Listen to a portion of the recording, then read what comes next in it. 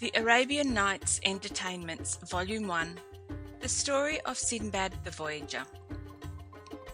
In the reign of the same Caliph Harun al-Rashid, there lived at Baghdad a poor porter called Sinbad. One day, when the weather was excessively hot, he was employed to carry a heavy burden from one end of the town to the other.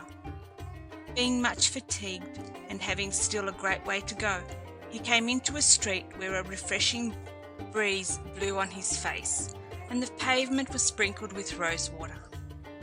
As he could not desire a better place to rest and recruit himself, he took off his load and sat upon it, near a large mansion.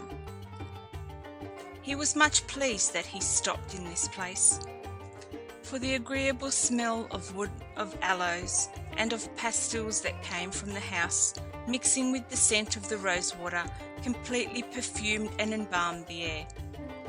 Besides, he heard from within a concert of instrumental music, accompanied with the harmonious notes of nightingales and other birds peculiar to the climate. This charming melody and the smell of several sorts of savoury dishes made the porter conclude there was a feast with great rejoicings within. His business seldom leading him that way, he knew not to whom the mansion belonged, but to satisfy his curiosity he went to some of the servants whom he saw standing at the gate in magnificent apparel, and asked the name of the proprietor. "How," replied one of them, "do you live in Baghdad and not know that this is the house of Sindbad the Sailor, that famous voyager who has sailed round the world?" The porter, who had heard of this Sinbad's riches, could not but envy a man whose condition he thought to be as happy as his own was deplorable. And his mind being fretted with these reflections, he lifted up his eyes to heaven, and said aloud enough to be heard, "Almighty Creator of all things, consider the difference between Sinbad and me. I am every day exposed to fatigues and calamities, and can scarcely get coarse barley bread for myself and my family, whilst happy Sinbad profusely expends immense riches and leads a life of continual pleasure. What has he done to obtain from thee a lot so agreeable, and what have I done to deserve one so wretched?" Having finished his expostulation, he struck his foot against the ground, like a man absorbed in grief and despair. Whilst the porter was thus indulging his melancholy, a servant came out of the house, and taking him by the arm, bade him follow him, for Sinbad, his master, wanted to speak to him. "Sir, your majesty may easily imagine that the repining Sinbad was not a little surprised at this compliment, for, considering what he had said, he was afraid Sinbad had sent for him to punish him. Therefore, he would have excused himself, alleging that he could not leave his burden in the middle of the street, but Sinbad's servants assured him they would look to it, and were so urgent with him that he was obliged to yield. The servants brought him into a great hall, where a number of people sat round a table, covered with all sorts of savoury dishes. At the supper end sat a comely, venerable gentleman with a long white beard, and behind him stood a number of officers and domestics, all ready to attend his pleasure. This personage was Sinbad. The porter, whose fear was increased at the sight of so many people, and of a banquet so sumptuous, saluted the company trembling. Sinbad bade him draw near, and seating him at his right hand, served him himself, and gave him excellent wine, of which there was abundance upon the sideboard. When the repast was over, Sinbad addressed his conversation to Sinbad, and calling him brother, according to the manner of the Arabians, when they are familiar one with another, inquired his name and employment. "My lord," answered he, "my name is Sinbad." "I am very glad to see you," replied Sinbad, "and I dare say the same on behalf of all the company, but I wish to hear from your own mouth what it was you lately said in the street." Sinbad had himself heard the porter complain through the window, and this it was that induced him to have him brought in. At this request, Sinbad hung down his head in confusion and replied, "My lord, I confess that my fatigue put me out of humour and occasioned me to utter some indiscreet words, which I beg you to pardon." "Do not think I am so unjust," resumed Sinbad, "as to resent such a complaint. I consider your condition, and instead of upbraiding, commiserate you. But I must rectify your error concerning myself. You think no doubt that I have acquired without labour and trouble the ease and indulgence which I now enjoy. But do not mistake. I did not attain to this happy condition without enduring for several years more trouble of body and mind than can well be imagined.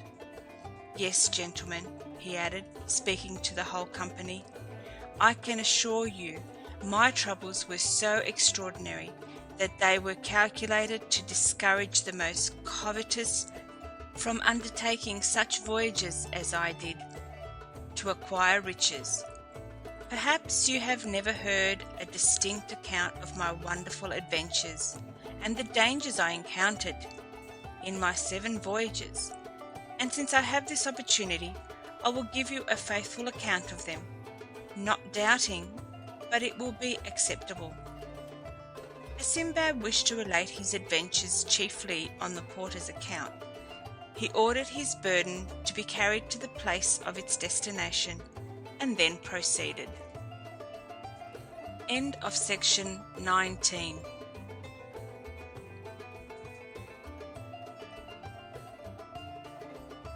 Section 20. I inherited from my father considerable property, the greater part of which I squandered in my youth in dissipation.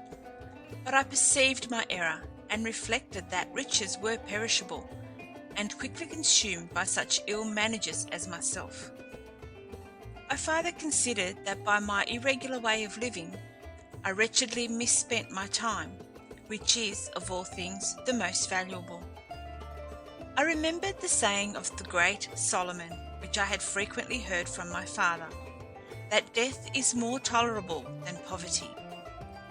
Struck by these reflections, I collected the remains of my fortune, and sold all my effects by public auction. Then I entered into a contract with some merchants who traded by sea. I took the advice of such as I thought most capable of assisting me, and resolving to improve what money I had, I went to Bussorah, and embarked with several merchants on board a ship which we had jointly fitted out. We set sail, and steered our course towards the Indies through the Persian Gulf, which is formed by the coasts of Arabia Felix on the right, and those of Persia on the left, and, according to common opinion, is 70 leagues wide at the broadest place. The Eastern Sea, as well as that of the Indies, is very spacious. It is bounded on one side by the coast of Abyssinia, and is 4,500 leagues in length of the Isles of Vakvak. At first I was troubled with the seasickness, but speedily recovered my health, and was not afterward subject to that complaint. In our voyage we touched at several islands, where we sold or exchanged our goods. One day, whilst under sail, we were becalmed near a small island, but little elevated above the level of the water, and resembling a green meadow. The captain ordered his sails to be furled, and permitted such persons as were so inclined to land. Of this number I was one. But while we were enjoying ourselves in eating and drinking, and recovering ourselves from the fatigue of the sea, the island of a sudden trembled, and shook us terribly. The trembling of the island was perceived on board the ship, and we were called upon to re-embark speedily, or we should all be lost, for what we took for an island proved to be the back of a sea monster. The nimblest got into the sloop, others betook themselves to swimming, But for myself, I was still upon the back of the creature when he dived into the sea, and I had time only to catch hold of a piece of wood that we had brought out of the ship to make a fire. Meanwhile, the captain, having received those on board who were in the sloop, and taken up some of those that swam, resolved to improve the favourable gale that had just risen, and hoisting his sails, pursued his voyage, so that it was impossible for me to recover the ship. Thus I was exposed to the mercy of the waves. I struggled for my life all the rest of the day and the following night. By this time I found my strength gone, and despaired of saving my life, when happily a wave threw me against an island. The bank was high and rugged, so that I could scarcely have got up, had it not been for some roots of trees, which fortune seemed to have preserved in this place for my safety. Having reached the land, I lay down upon the ground half dead, until the sun appeared. Then, though I was very feeble, both from hard labour and want of food, I crept along to find some herbs fit to eat, and had the good luck not only to procure some, but likewise to discover a spring of excellent water, which contributed much to recover me. After this, I advanced farther into the island, and at last reached a fine plain, where at a great distance I perceived a horse feeding.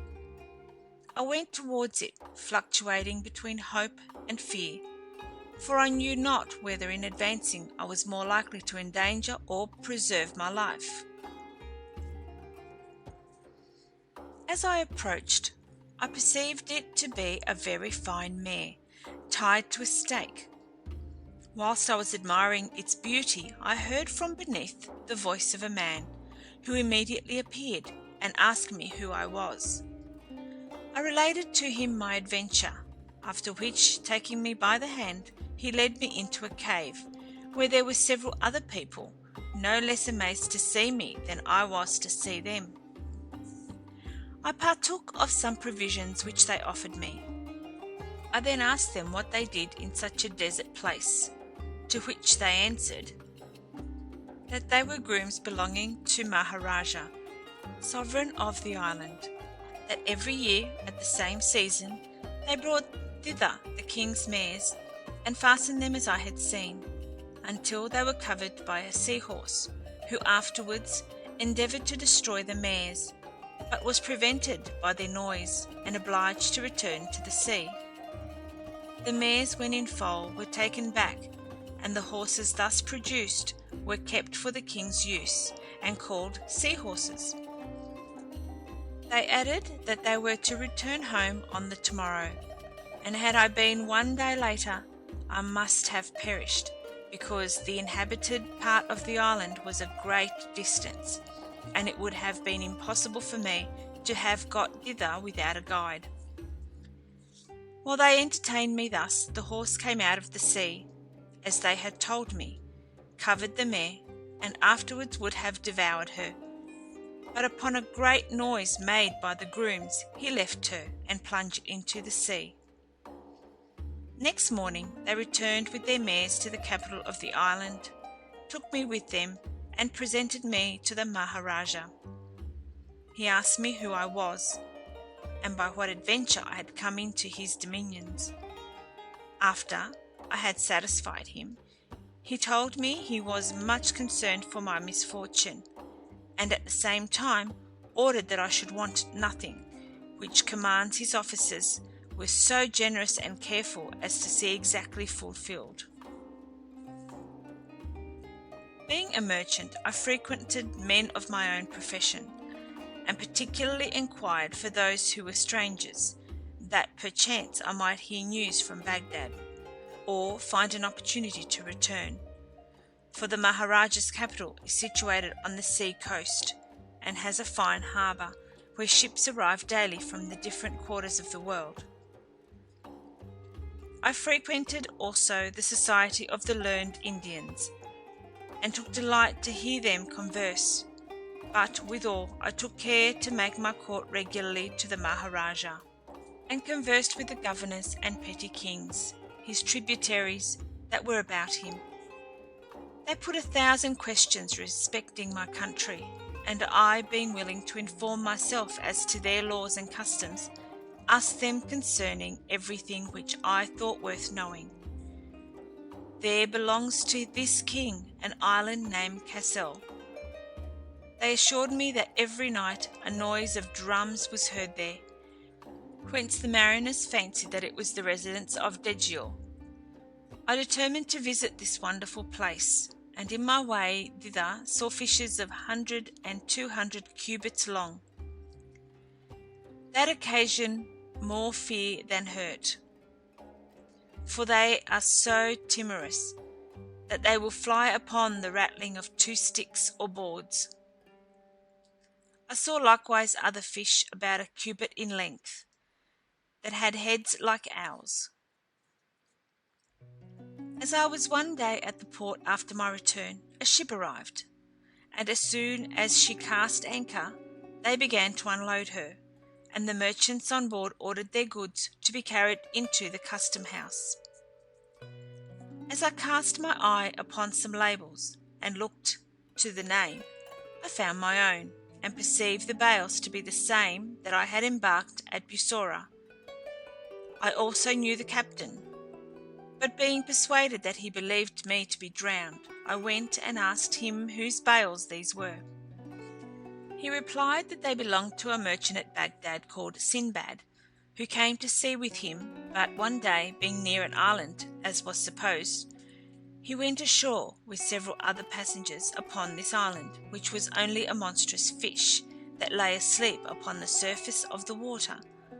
But as soon as he felt the heat of the fire they had kindled upon his back to dress some victuals, began to move, and dived under water. Most of the persons who were upon him perished, and among them the unfortunate Sinbad, whose bales belonged to him, and I am resolved to trade with them until I meet with some of his family, to whom I may return the profit.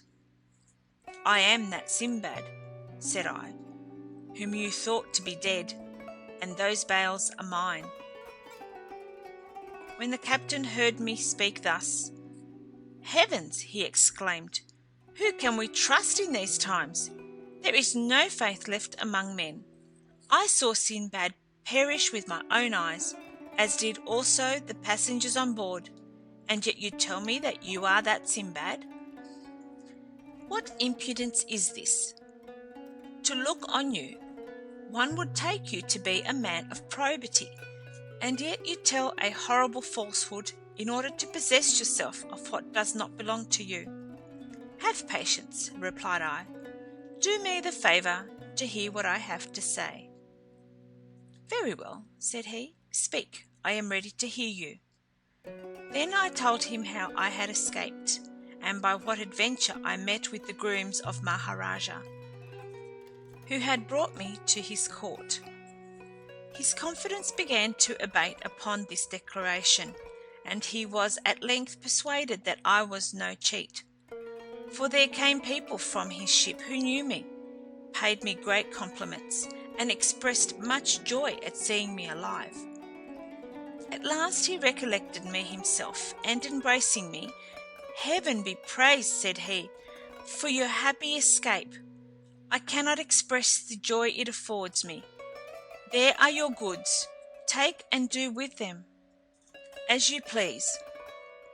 I thanked him, acknowledged his probity, and in requital offered him part of my goods as a present, which he generously refused. I took out what was most valuable in my bales, and presented them to the Maharaja, who, knowing my misfortune, asked me how I came by such rarities.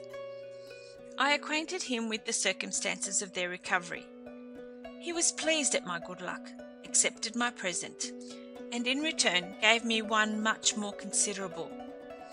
Upon this I took leave of him, and went aboard the same ship, after I had exchanged my goods for the commodities of that country. I carried with me wood of aloes, sandal, camphor, nutmegs, cloves, pepper, and ginger. We passed by several islands, and at last arrived at Bussorah, from whence I came to this city, with the value of 100,000 sequins. My family and I received one another with all the transports of sincere affection.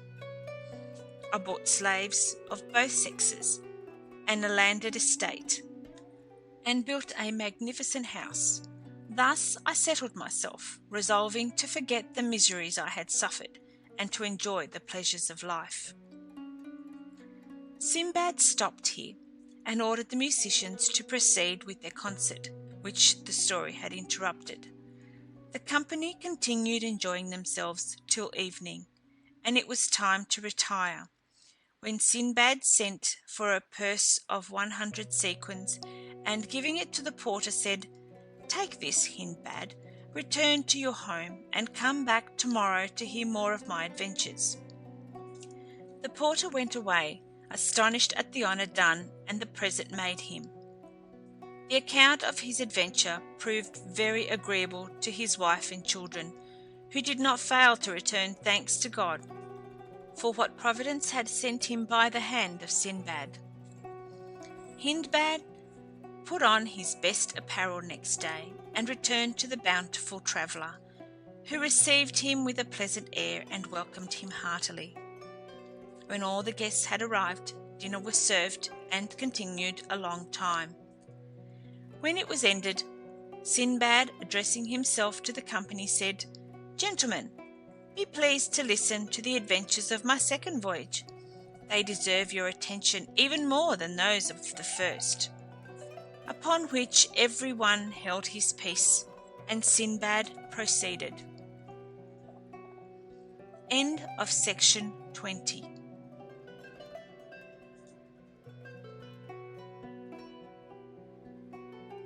Section 21. I designed after my first voyage to spend the rest of my days at Baghdad, as I had the honour to tell you yesterday, but it was not long ere I grew weary of an indolent life. My inclination to trade revived. I bought goods proper for the commerce I intended, and put to sea a second time with merchants of known probity.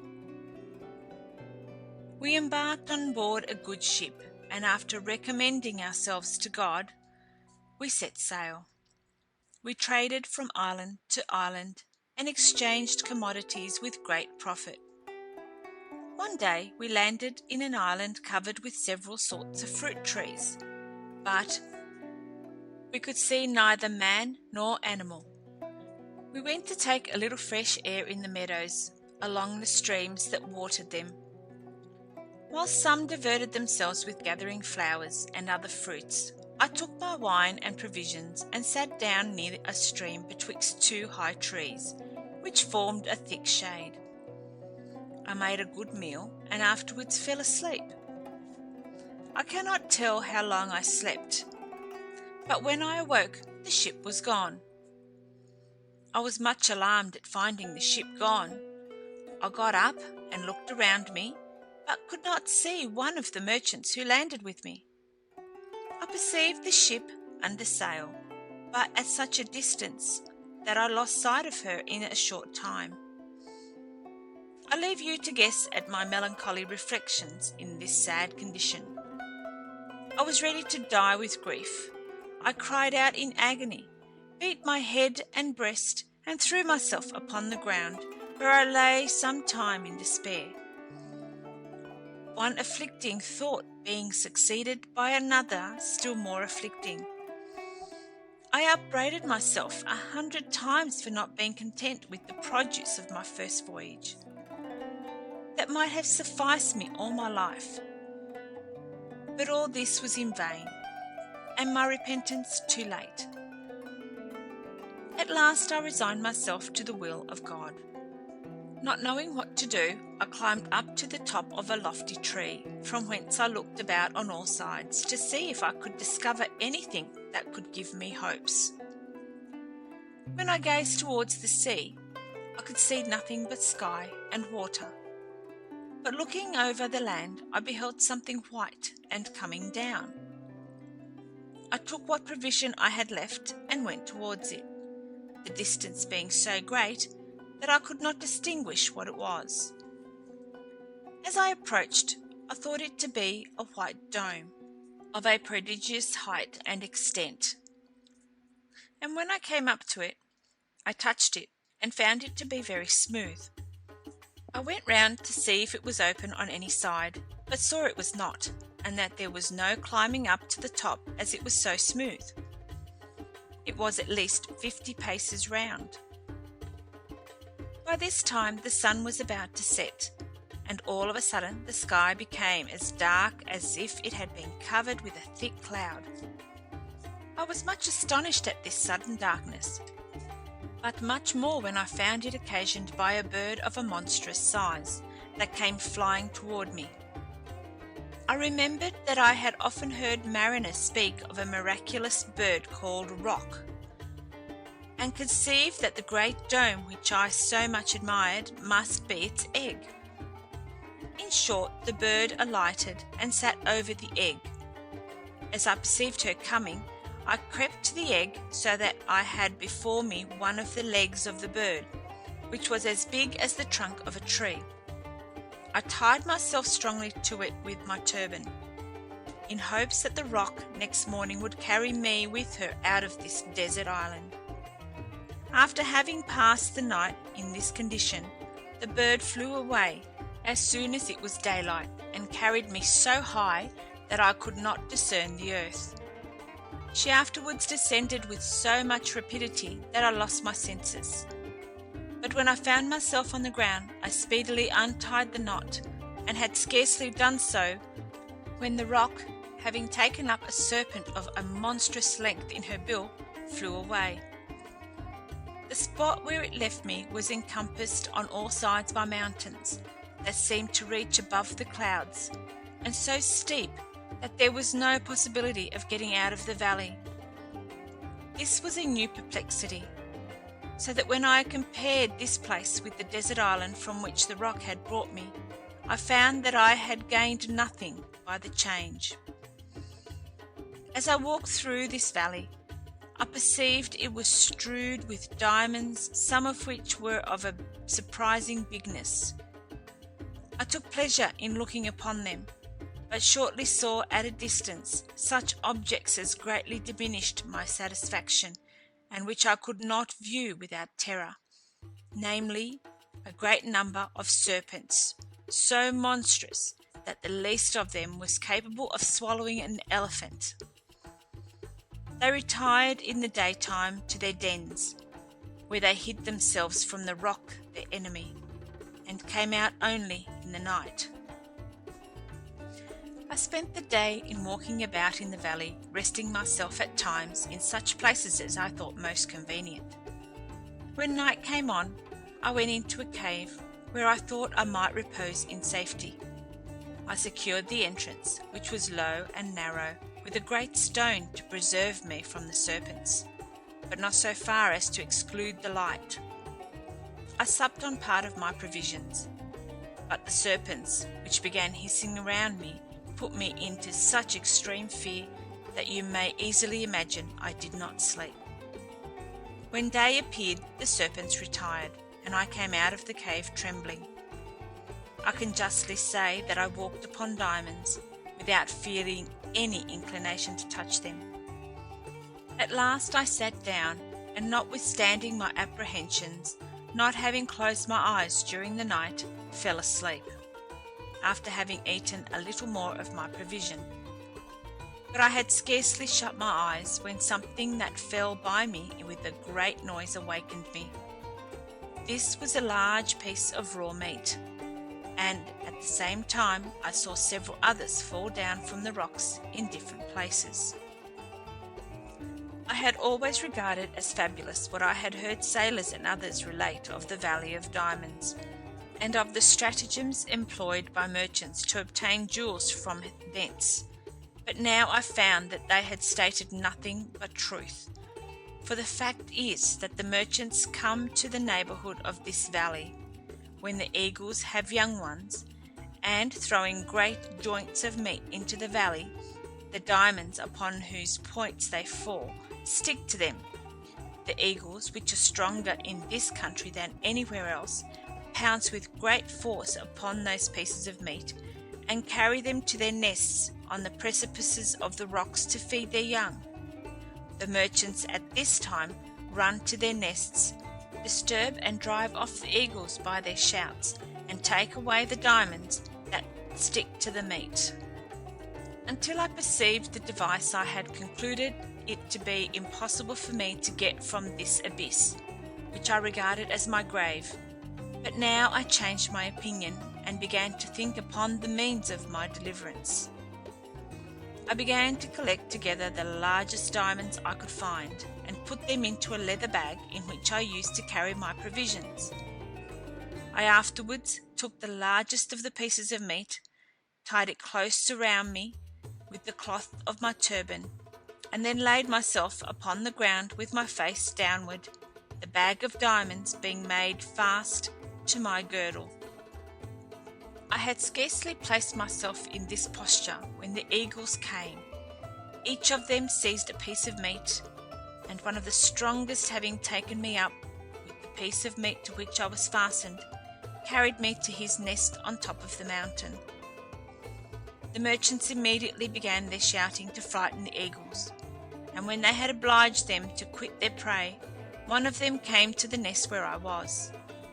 He was much alarmed when he saw me, but recovering himself, instead of inquiring how I came hither, began to quarrel with me, and asked why I stole his goods. "You will treat me," replied I, "with more civility when you know me better. Do not be uneasy. I have diamonds enough for you and myself, more than all the other merchants together. Whatever they have, they owe to chance, but I selected for myself in the bottom of the valley those which you see in this bag." I had scarcely done speaking when the other merchants came crowding about us, much astonished to see me, but they were much more surprised when I told them my story. Yet they did not so much admire my stratagem to effect my deliverance as to my courage in putting it into execution. They conducted me to their encampment, and there, having opened my bag, they were surprised at the largeness of my diamonds, and confessed that in all the courts which they had visited, they had never seen any of such size and perfection. I prayed the merchant who owned the nest to which I had been carried, for every merchant had his own, to take as many for his share as he pleased. He contented himself with one, and that too the least of them.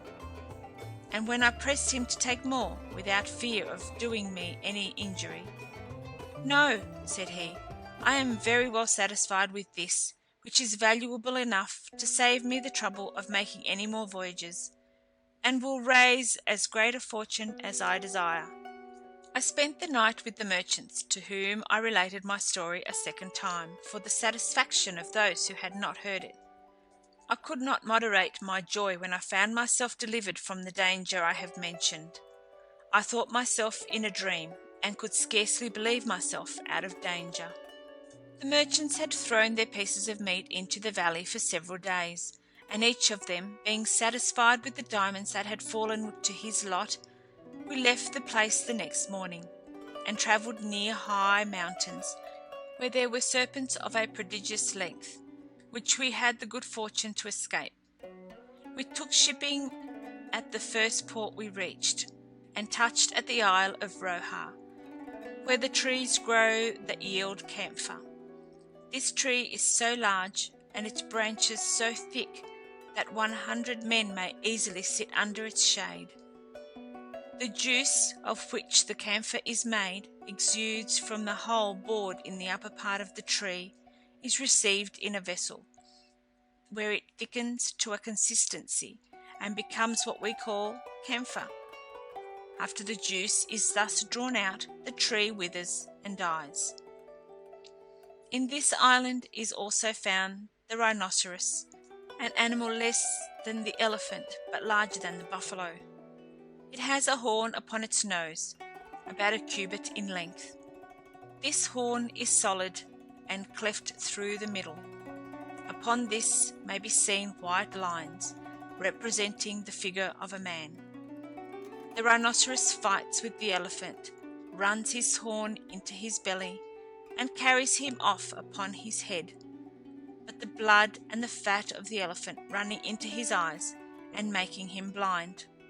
He falls to the ground, and then, strange to relate, the roc comes and carries them both away in her claws, for food for her young ones.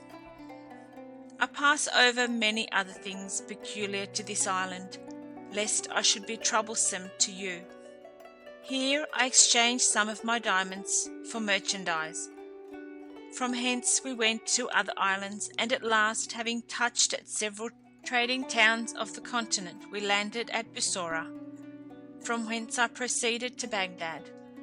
There I immediately gave large presents to the poor, and lived honourably upon the vast riches I had brought and gained with so much fatigue. Thus Sinbad ended the relation of the second voyage, gave Hindbad another 100 sequins, and invited him to come the next day to hear the account of the third.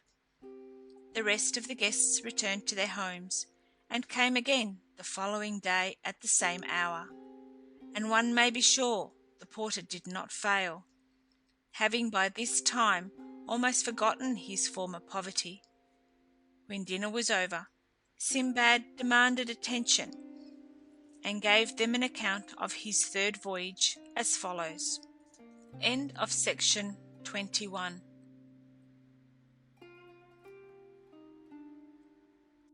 Section 22.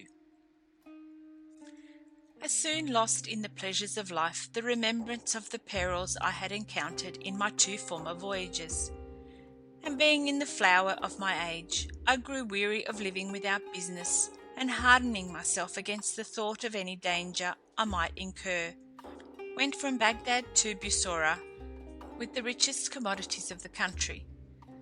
There I embarked again with some merchants. We made a long voyage and touched at several ports, where we carried on a considerable trade. One day, being out in the main ocean, we were overtaken by a dreadful tempest, which drove us from our course. The tempest continued several days, and brought us before the port of an island, which the captain was very unwilling to enter, but we were obliged to cast anchor.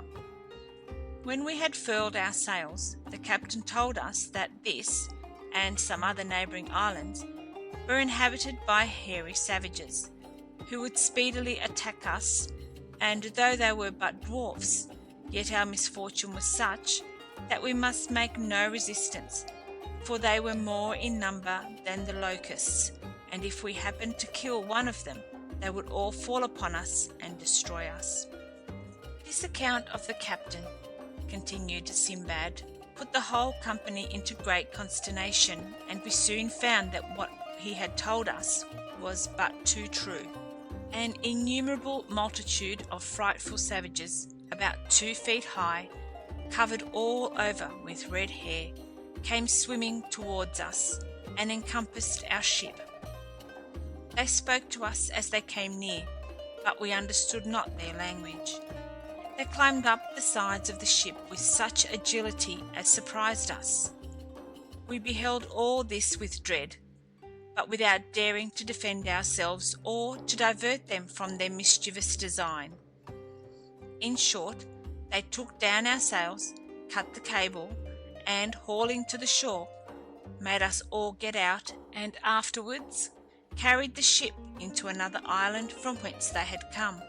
All voyagers carefully avoided the island where they left us, it being very dangerous to stay there, for a reason you shall presently hear, but we were forced to bear our affliction with patience. We went forward into the island, where we gathered some fruits and herbs to prolong our lives as long as we could, but we expected nothing but death. As we advanced, we perceived at a distance a vast pile of building, and made towards it. We found it to be a palace, elegantly built and very lofty, with a gate of ebony of 2 leaves, which we forced open. We entered the court, where we saw before us a large apartment with a porch, having on one side a heap of human bones, and on the other a vast number of roasting spits. We trembled at this spectacle, and being fatigued with travelling, fell to the ground, seized with deadly apprehension, and lay a long time motionless. The sun set, and whilst we were in the lamentable condition I have described, the gate of the apartment opened with a loud crash, and there came out the horrible figure of a black man, as tall as a lofty palm tree. He had but one eye, and that in the middle of his forehead, where it looked as red as a burning coal. His 4 teeth were very long and sharp, and stood out of his mouth, which was as deep as that of a horse. His upper lip hung down upon his breast. His ears resembled those of an elephant, and covered his shoulders, and his nails were as long and crooked as the talons of great birds. At the sight of so frightful a giant, we became insensible, and lay like dead men. At last we came to ourselves, and saw him sitting in the porch looking at us. When he had considered us well, he advanced towards us, and laying his hand upon me, took me up by the nape of my neck, and turned round as a butcher would do a sheep's head. After having examined me, and perceiving me to be so lean that I had nothing but skin and bone, he let me go. He took up all the rest one by one, and viewed them in the same manner. The captain, being the fattest, he held him with one hand, as I would do a sparrow, and thrust the spit through him. Then he kindled a great fire, roasted, and ate him in his apartment for his supper. Having finished his repast, he returned to his porch, where he lay and fell asleep, snoring louder than thunder. He slept thus till morning. As to ourselves, it was not possible for us to enjoy any rest, so that we passed the night in the most painful apprehension that can be imagined. When day appeared, the giant awoke, got up, went out, and left us in the palace. When we thought him at a distance, we broke the melancholy silence we had preserved the whole of the night, and filled the palace with our lamentations and groans. Though we were several in number, and had but one enemy, it never occurred to us to effect our deliverance by putting him to death. This enterprise, however, though difficult of execution, was the only design we ought naturally to have formed. We thought of several other expedients, but determined upon none, and submitting ourselves to what it should please God to order concerning us, we spent the day in traversing the island, supporting ourselves with fruits and herbs as we had done the day before. In the evening we sought for some place of shelter, but found none, so that we were forced, whether we would or not, to return to the palace. The giant failed not to return, and supped once more upon one of our companions, after which he slept and snored till day, and then went out and left us as before. Our situation appeared to us so dreadful that several of my comrades designed to throw themselves into the sea rather than die so painful a death, and endeavoured to persuade the others to follow their example. Upon which one of the company answered that we were forbidden to destroy ourselves, but even if that were not the case, it was much more reasonable to devise some method to rid ourselves of the monster who had destined us to so horrible a fate. Having thought of a project for this purpose, I communicated it to my comrades, who approved it. "Brethren," said I, "you know there is much timber floating upon the coast. If you will be advised by me, let us make several rafts capable of bearing us, and when they are done, leave them there till we find it convenient to use them. In the meantime, we will carry into execution the design I proposed to you for our deliverance from the giant, and if it succeeded, we may remain here patiently awaiting the arrival of some ship to carry us out of this fatal island. But if it happen to miscarry, we will take to our rafts and put to sea. I admit that by exposing ourselves to the fury of the waves, we run a risk of losing our lives, but is it not better to be buried in the sea than in the entrails of this monster, who has already devoured 2 of our number?" My advice was approved, and we made rafts capable of carrying 3 persons on each. We returned to the palace towards the evening, and the giant arrived shortly after. We were forced to submit to seeing another of our comrades roasted, but at last we revenged ourselves on the brutish giant in the following manner. After he had finished his cursed supper, he lay down on his back and fell asleep. As soon as we heard him snore, according to his custom, 9 of the boldest among us and myself took each of us a spit, and putting the points of them into the fire till they were burning hot, we thrust them into his eye all at once, and blinded him. The pain made him break out into a frightful yell.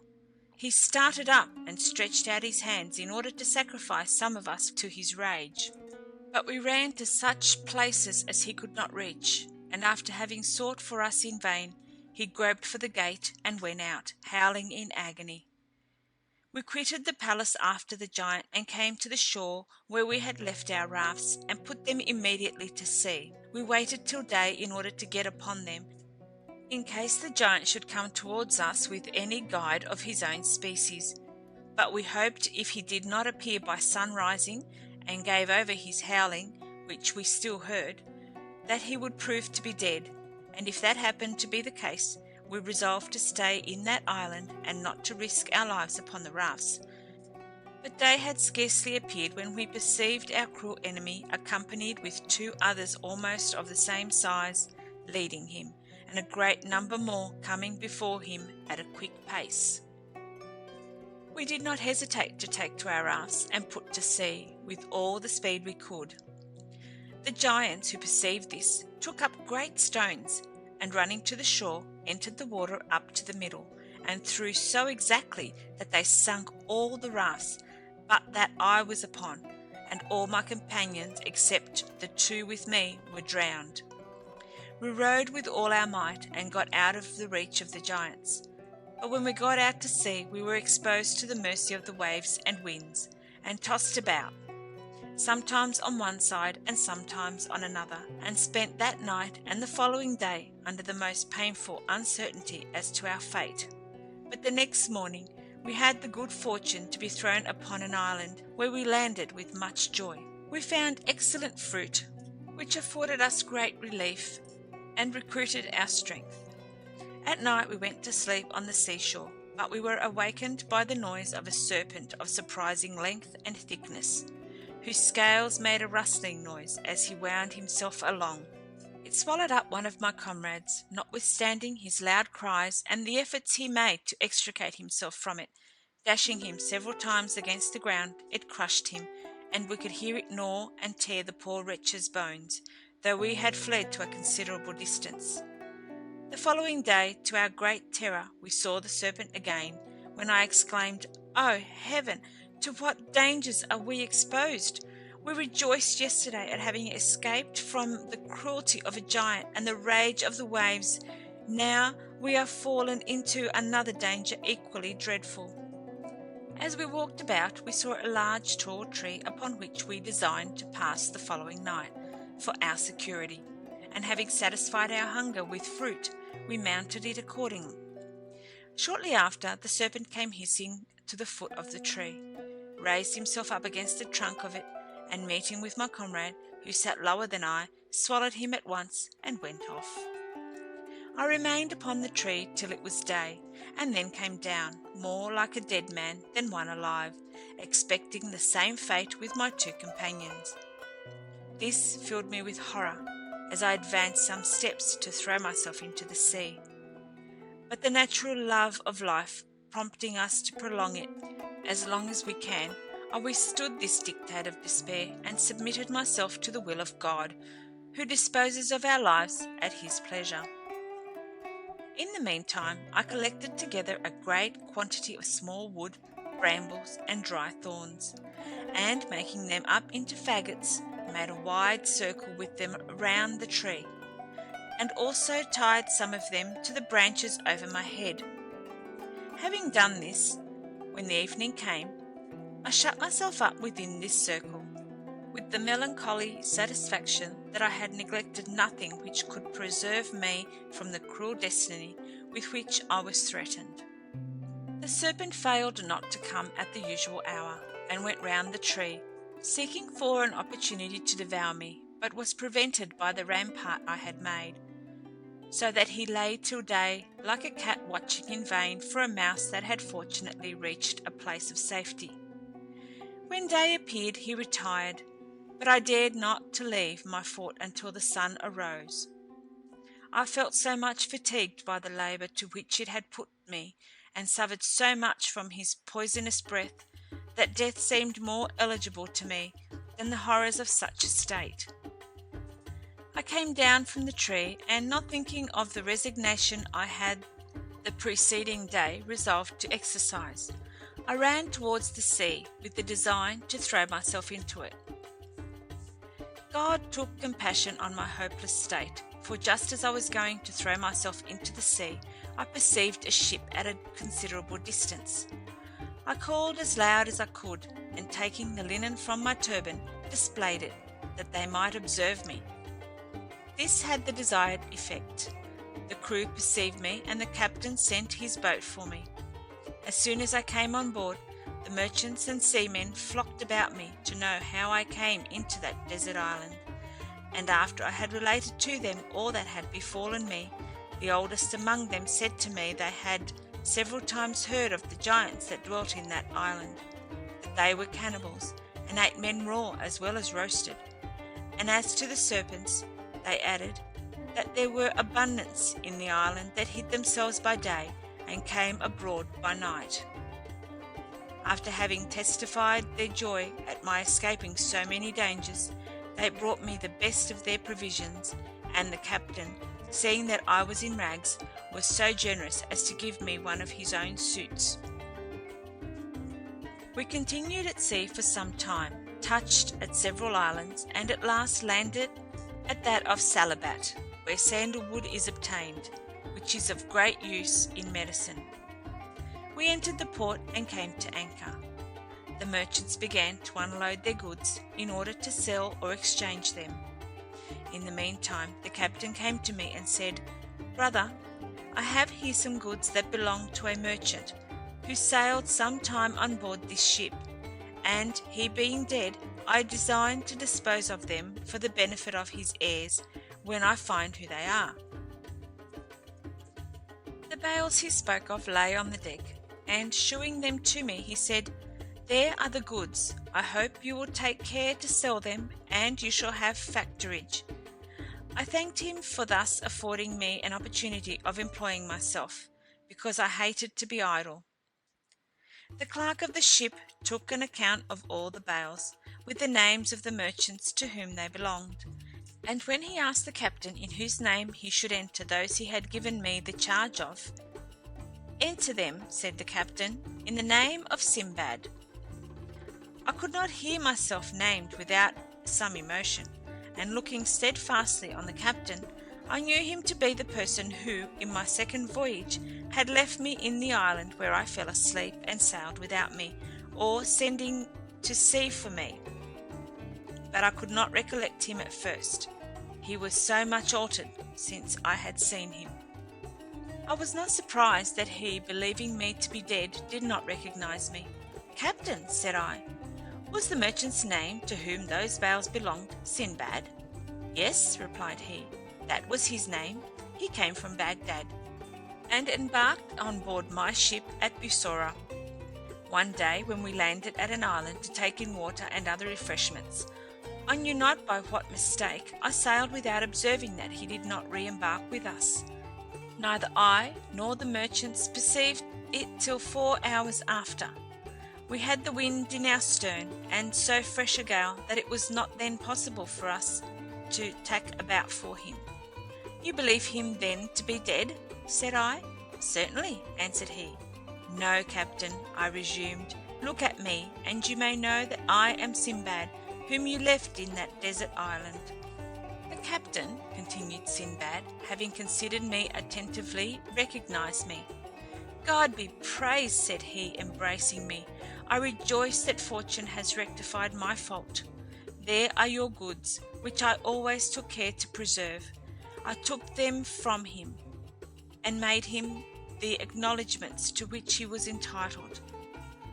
From the Isle of Salabat we went to another, where I furnished myself with cloves, cinnamon, and other spices.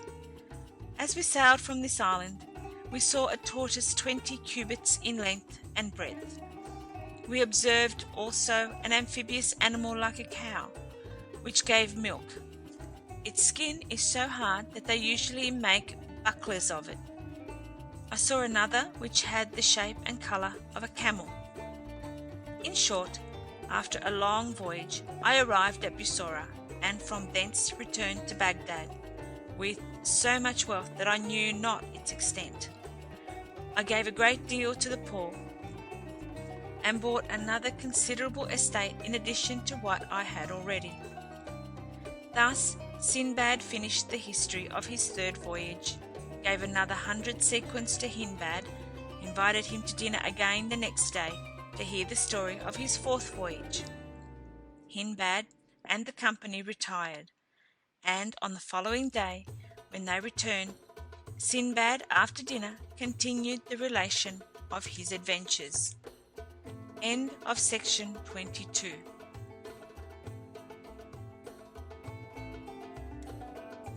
Section 23. The pleasures and amusements which I enjoyed after my third voyage had not charms sufficient to divert me from another. My passion for trade and my love of novelty again prevailed. I therefore settled my affairs, and having provided a stock of goods fit for the traffic I designed to engage in, I set out on my journey. I took the route to Persia, travelled over several provinces, and then arrived at a port, where I embarked. We hoisted our sails and touched at several ports of the continent, and some of the eastern islands, and put out to sea. We were overtaken by such a sudden gust of wind as obliged the captain to lower his yards, and take all other necessary precautions to prevent the danger that threatened us. But all was in vain. Our endeavours had no effect. The sails were split in 1,000 pieces, and the ship was stranded. Several of the merchants and seamen were drowned, and the cargo was lost. I had the good fortune, with several of the merchants and mariners, to get upon some planks, and we were carried by the current to an island which lay before us. There were found fruit and spring water, which preserved our lives. We stayed all night near the place where we had been cast ashore, without consulting what we should do. Our misfortune had so much dispirited us that we could not deliberate. Next morning, as soon as the sun was up, we walked from the shore, and advancing into the island, saw some houses which we approached. As soon as we drew near, we were encompassed by a great number of negroes, who seized us, shared us among them, and carried us to their respective habitations. I and 5 of my comrades were carried to one place. Here they made us sit down, and gave us a certain herb, which they made signs to us to eat. The comrades, not taking notice that the blacks ate none of it themselves, thought only of satisfying their hunger, and ate with greediness. But I, suspecting some trick, would not so much as taste it, which happened well for me, for in little time after I perceived my companions had lost their senses, and that when they spoke to me they knew not what they said. The negroes fed us afterwards with rice, prepared with oil of cocoa nuts, and my comrades, who had lost their reason, ate of it greedily. I also partook of it, but very sparingly. They gave us that herb at first on purpose to deprive us of our senses, that we might not be aware of the sad destiny prepared for us, and they supplied us with rice to fatten us, for being cannibals their design was to eat us as soon as we grew fat. This accordingly happened, for they devoured my comrades, who were not sensible of their condition. But my senses being entire, you may easily guess that instead of growing fat as the rest did, I grew leaner every day. The fear of death, under which I laboured, turned all my food into poison. I fell into a languishing distemper, which proved my safety, for the negroes, having killed and eaten my companions, seeing me to be withered, lean, and sick, deferred my death. Meanwhile I had much liberty, so that scarcely any notice was taken of what I did, and this gave me an opportunity one day to get at a distance from the house, and to make my escape. An old man who saw me, and suspected my design, called to me as loud as he could to return, but instead of obeying him, I redoubled my speed, and quickly got out of sight. At that time there was none but the old man about the houses, the rest being abroad, and not to return till night, which was usual with them. Therefore, being sure that they could not arrive time enough to pursue me, I went on till night, when I stopped to rest a little, and to eat some of the provisions I had secured. But I speedily set forward again, and travelled 7 days, avoiding those places which seemed to be inhabited, and lived for the most part upon cocoa nuts, which served me both for meat and drink. On the 8th day I came near the sea, and saw some white people like myself gathering pepper, of which there was great plenty in that place. This I took to be a good omen, and went to them without any scruple. The people who gathered pepper came to meet me as soon as they saw me, and asked me in Arabic who I was, and whence I came. I was overjoyed to hear them speak in my own language, and satisfied their curiosity by giving them an account of my shipwreck, and how I fell into the hands of the negroes. "Those negroes," replied they, "eat men, and by what miracle did you escape their cruelty?"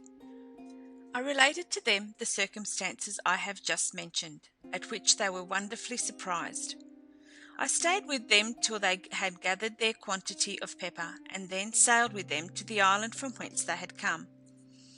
They presented me to their king, who was a good prince.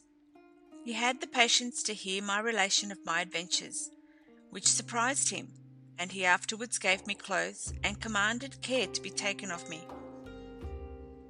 The island was very well peopled, plentiful in everything, and the capital a place of great trade. This agreeable retreat was very comfortable to me after my misfortunes, and the kindness of this generous prince completed my satisfaction. In a word, there was not a person more in favour with him than myself, and consequently every man in court and city sought to oblige me, so that in a very little time I was looked upon rather as a native than a stranger. I observed one thing which to me appeared very extraordinary. All the people, the king himself not excepted, rode their horses without saddle, bridle, or stirrups. This made me one day take the liberty to ask the king how it came to pass. His Majesty answered that I talked to him of things which nobody knew the use of in his dominions. I went immediately to a workman and gave him a model for making the stock of a saddle. When that was done, I covered it myself with velvet and leather, and embroidered it with gold. I afterwards went to a smith, who made me a bit according to the pattern I shewed him, and also some stirrups. When I had all things completed, I presented them to the king, and put them upon one of his horses. His Majesty mounted immediately, and was so pleased with them that he testified his satisfaction by large presents. I could not avoid making several others for the ministers and principal officers of his household, who all of them made me presents that enriched me in a little time. I also made some for the people of best quality in the city, which gained me great reputation and regard. As I paid my court very constantly to the king, he said to me one day, "Sinbad, I love thee, and all my subjects who know thee treat thee according to my example. I have one thing to demand of thee, which thou must grant." "Sir," answered I, "there is nothing but I will do as a mark of my obedience to your Majesty, whose power over me is absolute." "I have a mind thou shouldst marry," replied he, "that so thou mayest stay in my dominions, and think no more of thy own country." I durst not resist the prince's will, and he gave me one of the ladies of his court, noble, beautiful, and rich.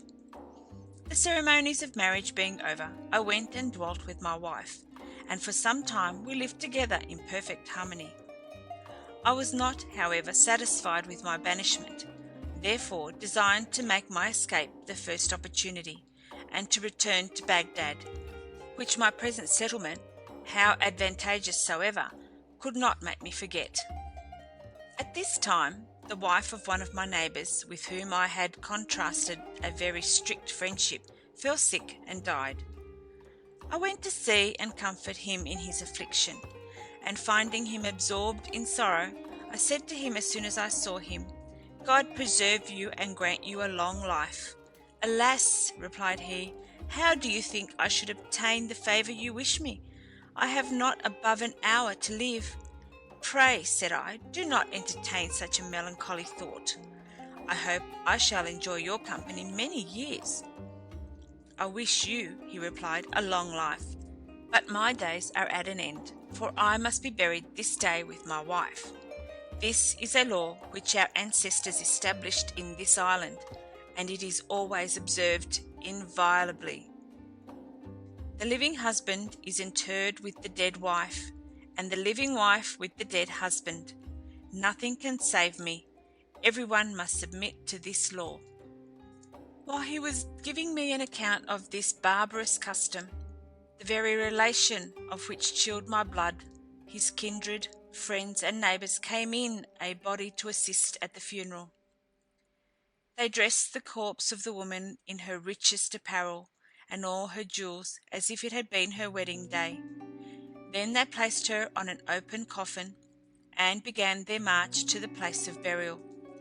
The husband walked at the head of the company, and followed the corpse. They proceeded to a high mountain, and when they reached the place of their destination, they took up a large stone which covered the mouth of a deep pit, and let down the corpse with all its apparel and jewels. Then the husband, embracing his kindred and friends, suffered himself to be put into another open coffin without resistance, with a pot of water and several small loaves, and was let down in the same manner. The mountain was of considerable length, and extended along the seashore, and the pit was very deep. The ceremony being over, the aperture was again covered with the stone, and the company returned. It is needless for me to tell you that I was a most melancholy spectator at this funeral. While the rest was scarcely moved, the custom was to them so familiar. I could not forbear communication to the king my sentiment respecting the practice. "Sir," I said, "I cannot but feel astonished at the strange usage observed in this country, of burying the living with the dead. I have been a great traveller and seen many countries, but never heard of so cruel a law." "What do you mean, Sinbad?" replied the king. "It is a common law. I shall be interred with the queen, my wife, if she die first."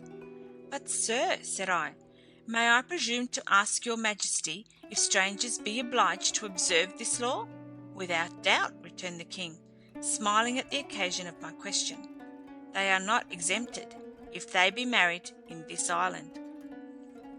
I returned home much depressed by this answer, for the fear of my wife's dying first, and that I should be interred alive with her, occasioned me very uneasy reflections.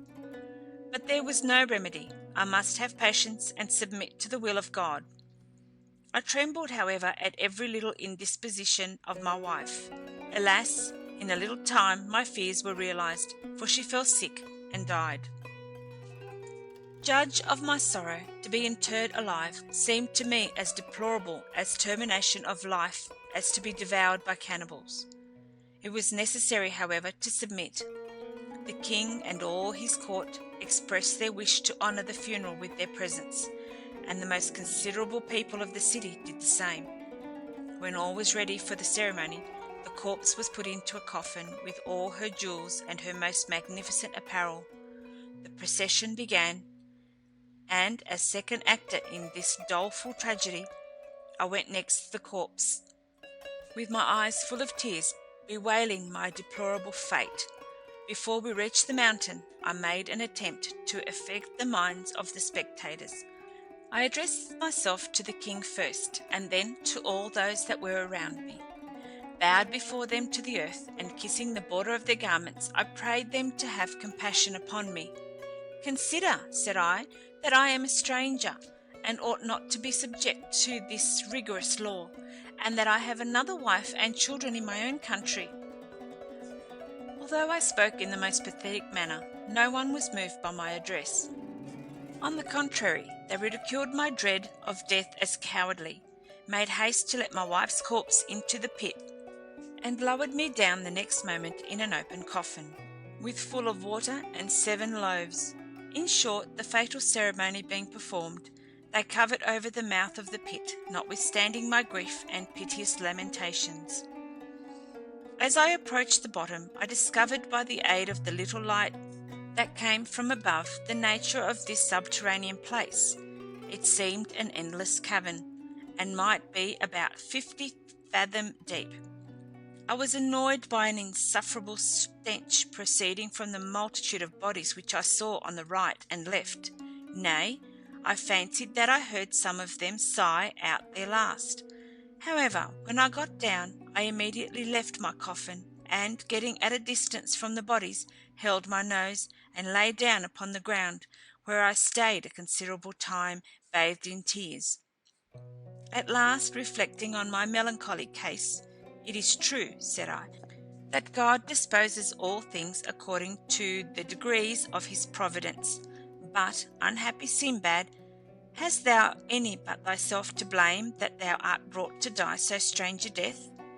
Would to God thou hadst perished in some of those tempests which thou hast escaped. Then thy death had not been so lingering and so terrible in all its circumstances. But thou hast drawn all this upon thyself by thy inordinate avarice. Ah, unfortunate wretch! Shouldst thou not rather have remained at home and quietly enjoyed the fruits of thy labour?" Such were the vain compliments with which I filled the cave, beating my head and breast out of rage and despair, and abandoning myself to the most afflicting thoughts. Nevertheless, I must tell you that instead of calling death to my assistance in that miserable condition, I felt still an inclination to live, and to do all I could to prolong my days. I went groping about with my nose stopped for the bread and water that was in my coffin, and took some of it, though the darkness of the cave was so great that I could not distinguish day and night. Yet I always found my coffin again, and the cave seemed to be more spacious and fuller of bodies than it had appeared to be at first. I lived for some days upon my bread and water, which being all spent, I at last prepared for death. As I was thinking of death, I heard the stone lifted up from the mouth of the cave, and immediately the corpse of a man was let down. When reduced to necessity, it is natural to come to extreme resolutions. While they let down the woman, I approached the place where her coffin was to be put, and as soon as I perceived they were again covering the mouth of the cave, gave the unfortunate wretch 2 or 3 violent blows over the head with a large bone, which stunned, or, to say the truth, killed her. I committed this inhuman action merely for the sake of the bread and water that was in her coffin, and thus I had provision for some days more. When that was spent, they let down another dead woman and a living man. I killed the man in the same manner, and as there was then a sort of mortality in the town, by continuing this practice, I did not want for provisions. One day, after I had dispatched another woman, I heard something tread and breathing and panting as it walked. I advanced towards that side from whence I heard the noise, and on my approach the creature puffed and blew harder, as if running away from me. I followed the noise, and the thing seemed to stop sometimes, but always fled and blew as I approached. I pursued it for a considerable time, till at last I perceived a light resembling a star. I went on, sometimes lost sight of it, but always found it again, and at last discovered that it came through a hole in the rock, large enough to admit a man. Upon this, I stopped some time to rest, being much fatigued with the rapidity of my progress. Afterwards, coming up to the hole, I got through and found myself upon the seashore. I leave you to guess the excess of my joy. It was such that I could scarcely persuade myself that the whole was not a dream. But when I was recovered from my surprise, and convinced of the reality of my escape, I perceived that I had followed to be a creature which came out of the sea, and was accustomed to enter the cavern to feed upon the bodies of the dead. I examined the mountain and found it to be situated betwixt the sea and the town, but without any passage to or communication with the latter, the rocks on the seaside being high and perpendicularly steep.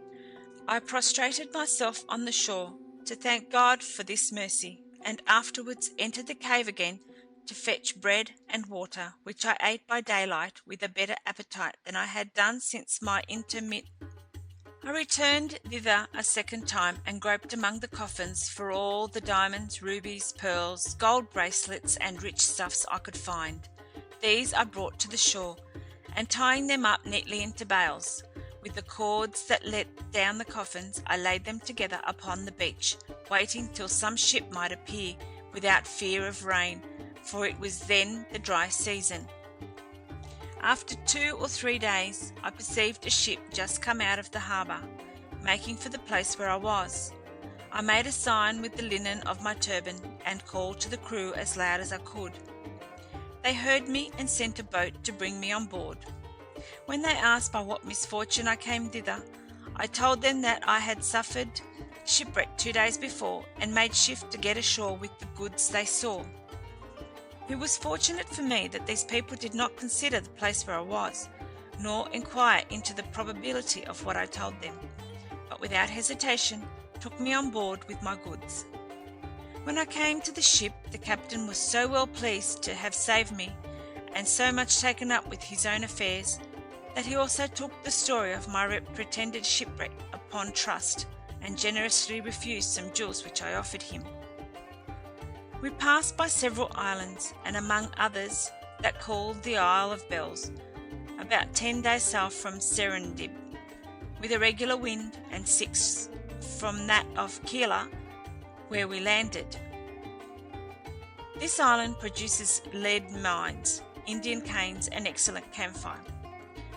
The king of the Isle of Keelah is very rich and powerful, and the Isle of Bells, which is about 2 days' journey in extent, is also subject to him.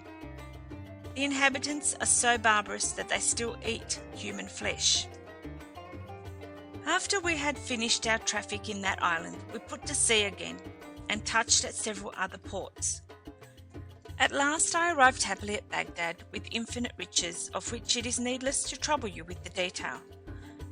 Out of gratitude to God for his mercies, I contributed liberally towards the support of several mosques and the subsistence of the poor, gave myself up to the society of my kindred and friends, enjoying myself with them in festivities and amusements. Here Sinbad finished the relation of his fourth voyage, which appeared more surprising to the company than the 3 former. He made a new present of 100 sequins to Hindbad, whom he requested to return with the rest next day at the same hour to dine with him, and hear the story of his 5th voyage. Hindbad and the other guests took their leave and retired. Next morning, when they all met, they sat down at table, and when dinner was over, Sinbad began the relation of his 5th voyage as follows. End of section 23. Section 24. The pleasures I enjoyed had again charms enough to make me forget all the troubles and calamities I had undergone, but could not cure me of my inclination to make new voyages. I therefore bought goods, departed with them for the best seaport, and there, that I might not be obliged to depend upon a captain, but have a ship at my own command, I remained till one was built on purpose, at my own charge. When the ship was ready, I went on board with my goods, But not having enough to load her, I agreed to take with me several merchants of different nations with their merchandise. We sailed with the first fair wind, and after a long navigation, the first place we touched was at a desert island, where we found an egg of a roe, equal in size to that I formerly mentioned. There was a young roc, it just ready to be hatched, and its bill had begun to appear. The merchants whom I had taken on board, and who landed with me, broke the egg with hatchets, and made a hole in it, pulled out the young roc piecemeal, and roasted it. I had earnestly entreated them not to meddle with the egg, but they would not listen to me. Scarcely had they finished their repast, when there appeared in the air, at a considerable distance from us, 2 great clouds. The captain, whom I had hired to navigate my ship, knowing by experience what that meant, said they were the male and female roc that belonged to the young one, and pressed us to re-embark with all speed, to prevent the misfortune which he saw would otherwise befall us. We hastened on board, and set sail with all possible expedition. In the meantime, the 2 roes approached with a frightful noise, which they redoubled when they saw the egg broken, and their young one gone. They flew back in the direction they had come, and disappeared for some time, while we made all the sail we could to endeavour to prevent that which unhappily befell us. They soon returned, and we observed that each of them carried between its talons stones, or rather rocks, of a monstrous size. When they came directly over my ship, they hovered, and one of them let fall a stone. But by the dexterity of the steersman it missed us, and falling into the sea, divided the water so that we could almost see the bottom. The other roe, to our misfortune, threw his messy burden so exactly upon the middle of the ship as to split it into 1,000 pieces. The mariners and passengers were all crushed to death or sunk. I myself was of the number of the latter, but as I came up again, I fortunately caught hold of a piece of the wreck, and swimming, sometimes with one hand and sometimes with the other, but always holding fast my board, the wind and the tide favouring me, I came to an island whose shore was very steep. I overcame that difficulty, however, and got ashore. I sat down upon the grass to recover myself from my fatigue, after which I went into the island to explore it. It seemed to be a delicious garden. I found trees everywhere, some of them bearing green and others ripe fruits, and streams of fresh pure water running in pleasant meanders. I ate of the fruits, which I found excellent, and drank of the water, which was very light and good. When night closed in, I lay down upon the grass in a convenient spot, but could not sleep an hour at a time, my mind being apprehensive of danger. I spent best part of the night in alarm, and reproached myself for my imprudence in not remaining at home rather than undertaking this last voyage. These reflections carried me so far that I began to form a design against my life. But daylight dispersed these melancholy thoughts. I got up and walked among the trees, but not without some fears. When I was a little advanced into the island, I saw an old man, who appeared very weak and infirm. He was sitting on the bank of a stream, and at first I took him to be one who had been shipwrecked like myself. I went towards him and saluted him, but he only slightly bowed his head.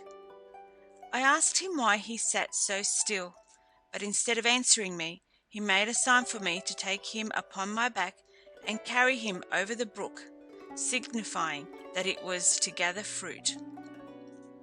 I believed him really to stand in need of my assistance, took him upon my back, and having carried him over, bade him get down, and for that end stooped, that he might get off with ease. But instead of doing so, which I laugh at every time I think of it, the old man, who to me appeared quite decrepit, clasped his legs nimbly about my neck, when I perceived his skin to resemble that of a cow. He sat astride upon my shoulders and held my throat so tight that I thought he would have strangled me, the apprehension of which made me swoon and fall down.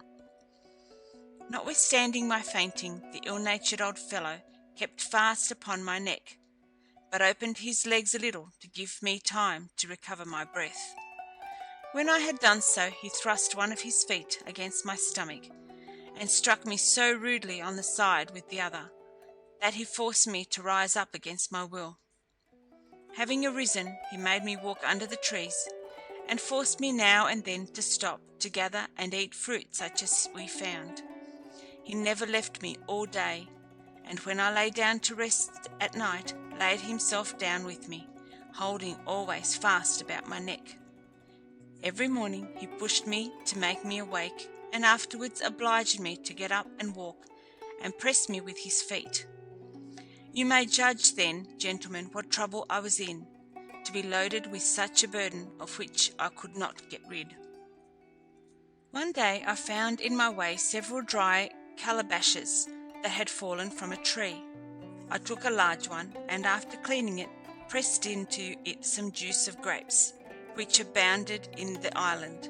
Having filled the calabash, I put it by in a convenient place, and going thither again some days after, I tasted it, and found the wine so good that it soon made me forget my sorrow, gave me new vigour, and so exhilarated my spirits, that I began to sing and dance as I walked along. The old man, perceiving the effect which this liquor had upon me, and that I carried him with more ease than before, made me a sign to give him some of it. I handed him the calabash, and the liquor pleasing his palate, he drank it all off. There being a considerable quantity of it, he became drunk immediately, and the fumes getting up into his head, he began to sing after his manner, and to dance with his breech upon my shoulders. His jolting made him vomit, and he loosened his legs from about me by degrees. Finding that he did not press me as before, I threw him upon the ground, where he lay without motion. I then took up a great stone and crushed his head to pieces. I was extremely glad to be thus freed for ever from this troublesome fellow. I now walked towards the beach, where I met the crew of a ship that had cast anchor to take in water. They were surprised to see me, but more so at hearing the particulars of my adventures. "You fell," said they, "into the hands of the Old Man of the Sea, and are the first who ever escaped strangling by his malicious tricks.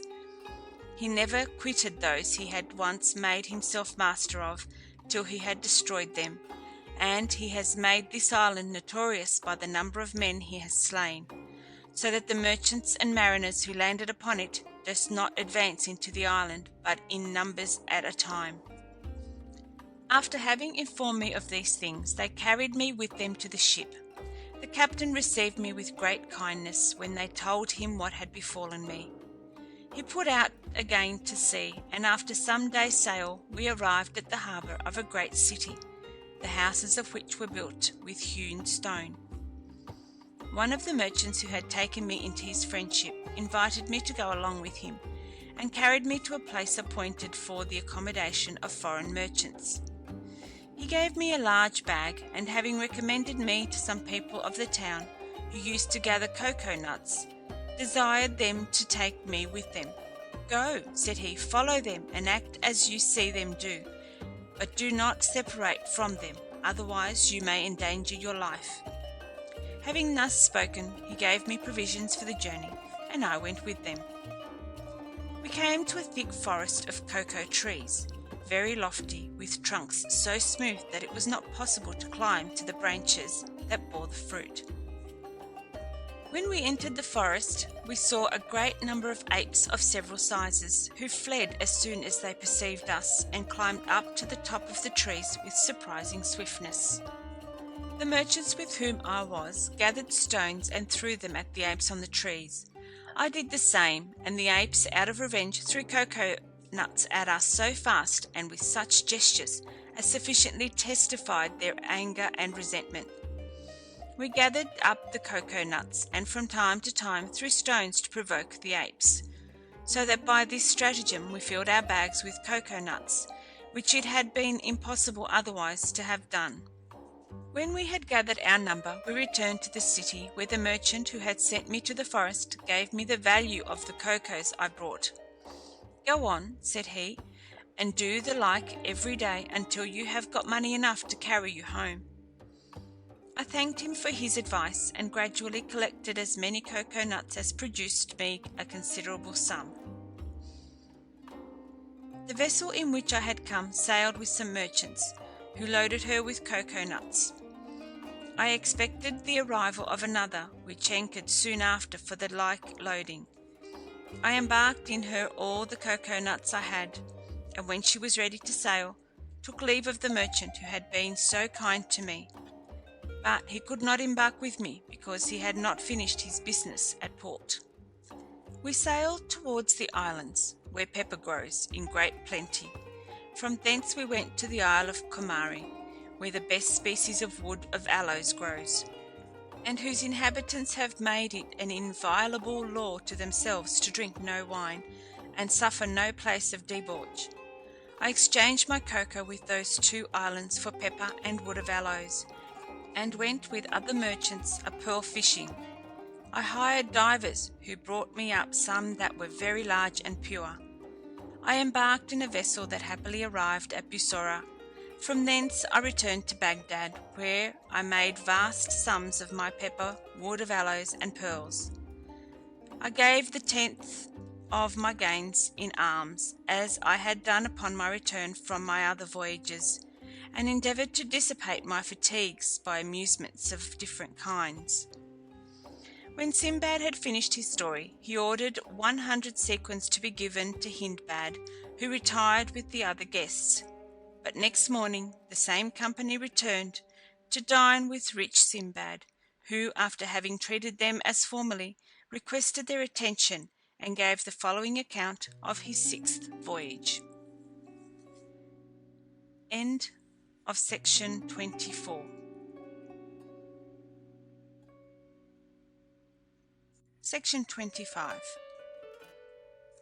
Gentlemen, you long without doubt to know how, after having been shipwrecked 5 times and escaped so many dangers, I could resolve again to tempt fortune, and expose myself to new hardships. I am myself astonished at my conduct when I reflect upon it, and must certainly have been actuated by my destiny. But, be that as it may, after a year's rest I prepared for a 6th voyage, notwithstanding the entreaties of my kindred and friends, who did all in their power to dissuade me. Instead of taking my way by the Persian Gulf, I travelled once more through several provinces of Persia and the Indies, and arrived at a seaport, where I embarked in a ship, the captain of which was bound on a long voyage. It was long indeed, and at the same time so unfortunate that the captain and pilot lost their course. They, however, at last discovered where they were, but we had no reason to rejoice at the circumstance. Suddenly we saw the captain quit his post, uttering loud lamentations. He threw off his turban, pulled his beard, and beat his head like a madman. We asked him the reason, and he answered that he was in the most dangerous place in all the ocean. A rapid current carries the ship along with it, and we shall all perish in less than a quarter of an hour. Pray to God to deliver us from this peril. We cannot escape, if he did not take pity on us." At these words he ordered the sails to be lowered, but all the ropes broke, and the ship was carried by the current to the foot of an inaccessible mountain, where she struck and went to pieces, yet in such a manner that we saved our lives, our provisions, and the best of our goods. This being over, the captain said to us, "God has done what pleased him. Each of us may dig his grave and bid the world adieu, for we are all in so fatal a place that none shipwrecked here have ever returned to their homes." His discourse afflicted us sensibly, and we embraced each other, bewailing our deplorable lot. The mountain at the foot of which we were wrecked formed part of the coast of a very large island, It was covered with wrecks, and from the vast number of human bones we saw everywhere, and which filled us with horror, we concluded that multitudes of people had perished here. It is also incredible what a quantity of goods and riches we found cast ashore. All these objects served only to augment our despair. In all other places, rivers run from their channels into the sea, but here a river of fresh water runs out of the sea into a dark cavern, whose entrance is very high and spacious. What is most remarkable in this place is that the stones of the mountain are of crystal, rubies, or other precious stones. Here is also a sort of fountain of pitch or bitumen that runs into the sea, which the fish swallow and evacuate soon afterwards, turned into ambergris, and this the waves throw up on the beach in great quantities. Trees also grow here, most of which are wood of aloes, equal in goodness to those of Comari. To finish the description of this place, which may well be called a gulf, since nothing ever returns from it, it is not possible for ships to get off once they approach within a certain distance. If they be driven thither by a wind from the sea, the wind and the current impel them, and if they come into it when a land wind blows, which might seem to favour their getting out again, the height of the mountain stops the wind, and occasions a calm, so that the force of the current carries them ashore, and what completes the misfortune is that there is no possibility of ascending the mountain or of escaping by sea. We continued upon the shore in a state of despair, and expected death every day.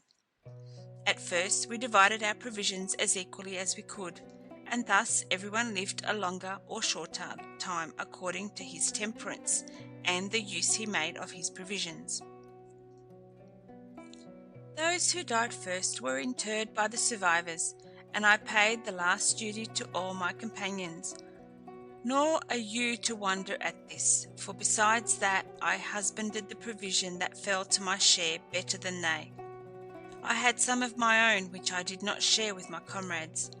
Yet when I buried the last, I had so little remaining that I thought I could not long survive.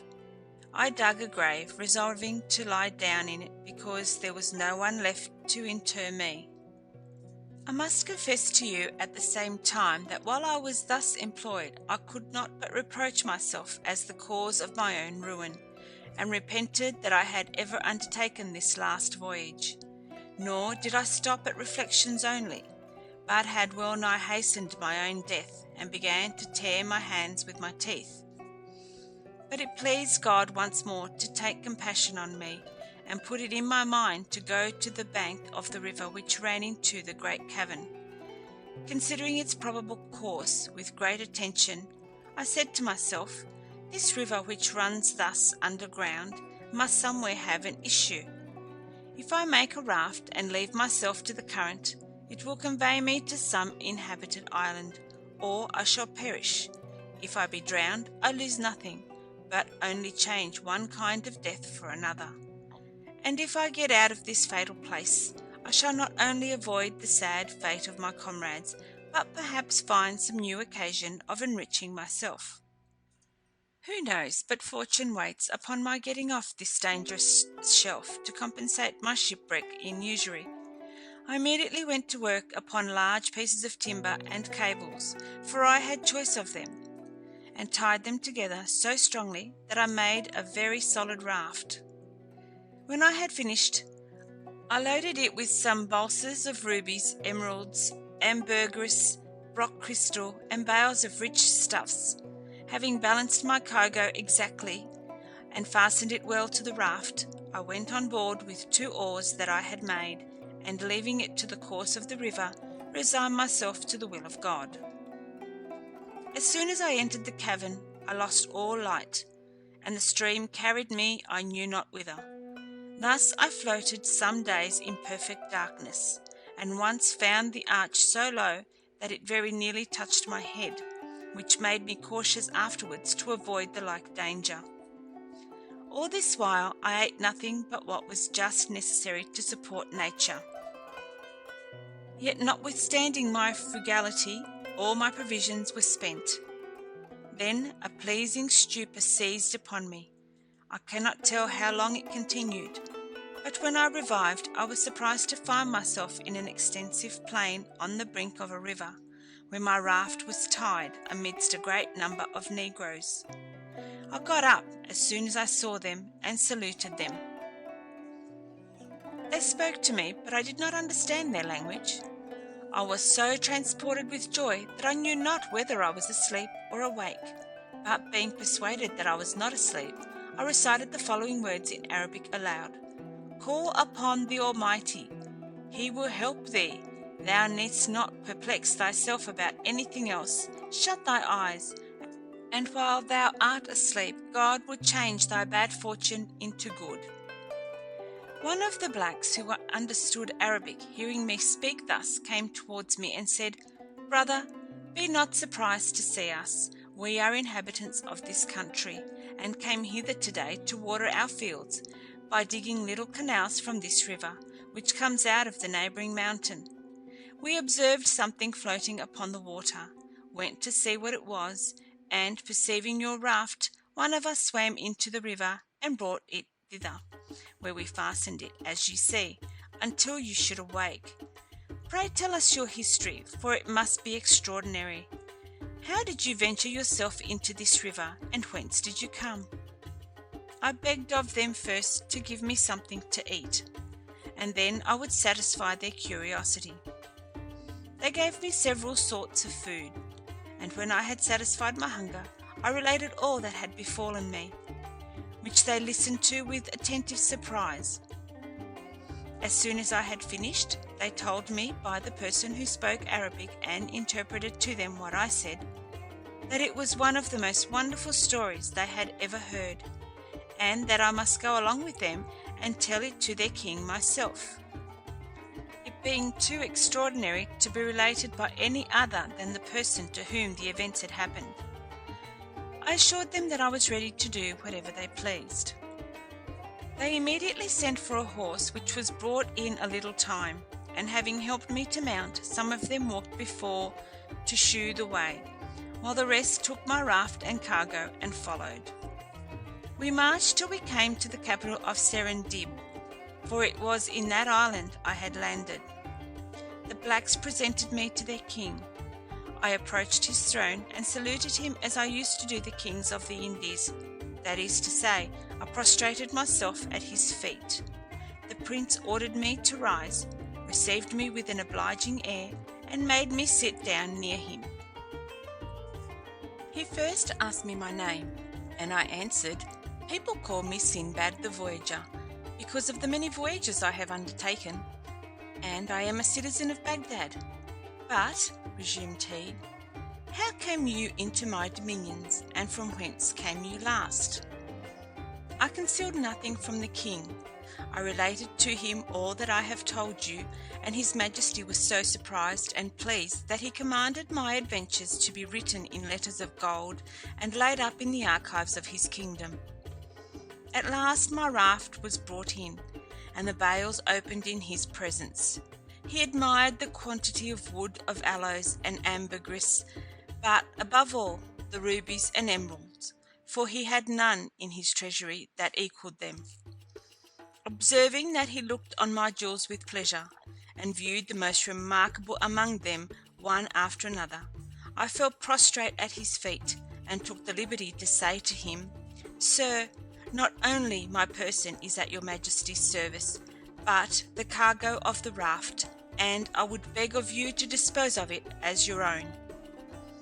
He answered me with a smile, Sinbad, I will take care not to covet anything of yours, or to take anything from you that God has given you.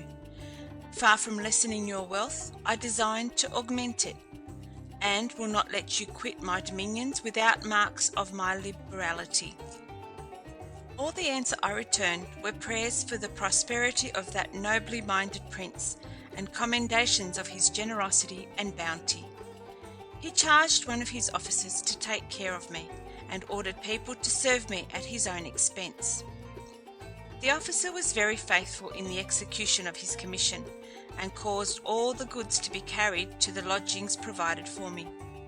I went every day at a set hour to make my court to the king, and spent the rest of my time in viewing the city, and what was most worthy of notice.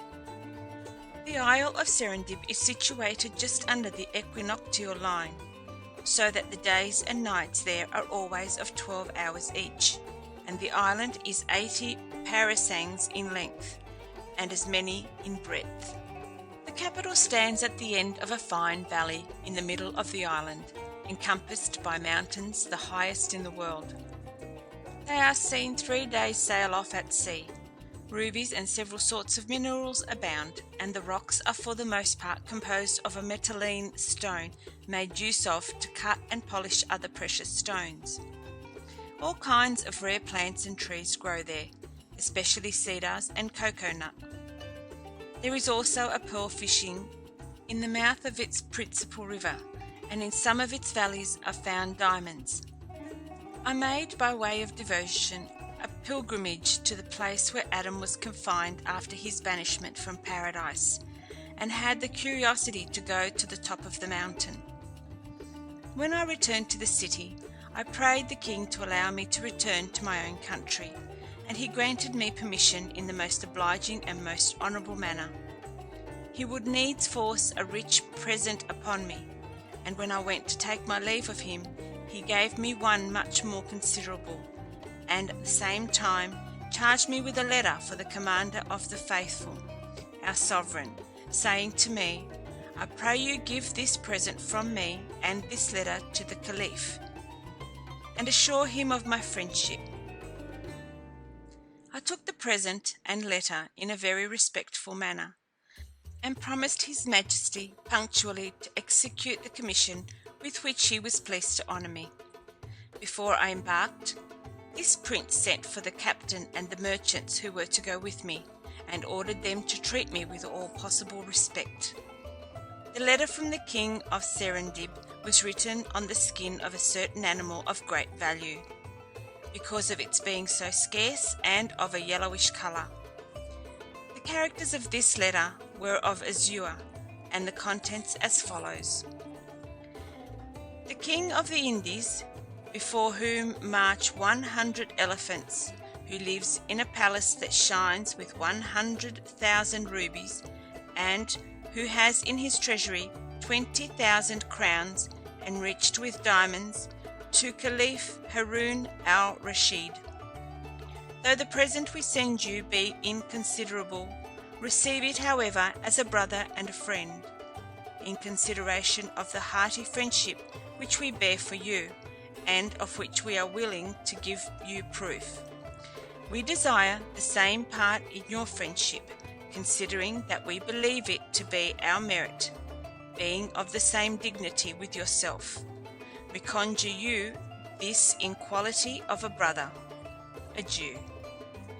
The present consisted first of one single ruby made into a tin cup about half a foot high, an inch thick, and filled with round pearls of half a drachm each.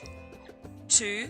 The skin of a serpent whose scales were as large as an ordinary piece of gold, and had the virtue to preserve from sickness those who lay upon it. 3. 50,000 drachms of the best wood of aloes, with 30 grains of camphor as big as pistachios. 4. A female slave of ravishing beauty, whose apparel was all covered over with jewels. The ship set sail, and after a very successful navigation, we landed at Bussorah, and from thence I went to Baghdad, where the first thing I did was to acquit myself of my commission. Scheherazade stopped because day appeared, and next night proceeded thus. I took the king of Serendib's letter, and went to present myself at the gate of the commander of the faithful, followed by the beautiful slave, and such of my own family as carried the presents. I stated the reason of my coming, and was immediately conducted to the throne of the Caliph. I made my reverence, and after a short speech gave him the letter and present. When he had read what the king of Serendib wrote to him, He asked me if that prince was really so rich and potent as he represented himself in this letter. I prostrated myself a second time, and rising again, said, Commander of the faithful, I can assure your majesty he doth not exceed the truth. I bear him witness. Nothing is more worthy of admiration than the magnificence of his palace. When the prince appears in public, he has a throne fixed on the back of an elephant, and marches betwixt two ranks of his ministers, favourites, and other people of his court. Before him, upon the same elephant, an officer carries a golden lance in his hand, and behind the throne there is another who stands upright with a column of gold, on the top of which is an emerald 1/2 foot long and an inch thick. Before him march a guard of 1,000 men, clad in cloth of gold and silk, and mounted on elephants richly caparisoned. While the king is on his march, the officer who is before him on the same elephant cries from time to time with a loud voice, Behold the great monarch, the potent and redoubtable Sultan of the Indies, whose palace is covered with 100,000 rubies, and who possesses 20,000 crowns of diamonds. Behold the monarch greater than Solomon, and the powerful Maharaja. After he has pronounced those words, the officer behind the throne cries in his turn, This monarch so great and so powerful must die, must die, must die. And the officer before him replies, Praise be to him who lives for ever. Father, the king of Serendib is so just that there are no judges in his dominions. His people have no need of them. They understand and observe justice rigidly of themselves. The Caliph was much pleased with my account. The wisdom of that king, said he, appears in his letter, and after what you tell me, I must confess that his wisdom is worthy of his people, and his people deserve so wise a prince. Having spoken thus, he dismissed me, and sent me home with a rich present. Sinbad left off, and his company retired. Hindbad, having first received 100 sequins, the next day they returned to hear the relation of his seventh and last voyage. End of section 25.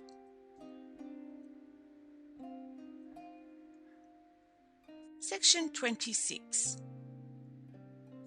Being returned from my sixth voyage, said Sinbad, I absolutely laid aside all thoughts of travelling, for, besides that my age now required rest, I was resolved no more to expose myself to such risks as I had encountered, so that I thought of nothing but to pass the rest of my days in tranquillity. One day, as I was treating my friends, one of my servants came and told me that an officer of the Caliph's inquired for me. I rose from table and went to him.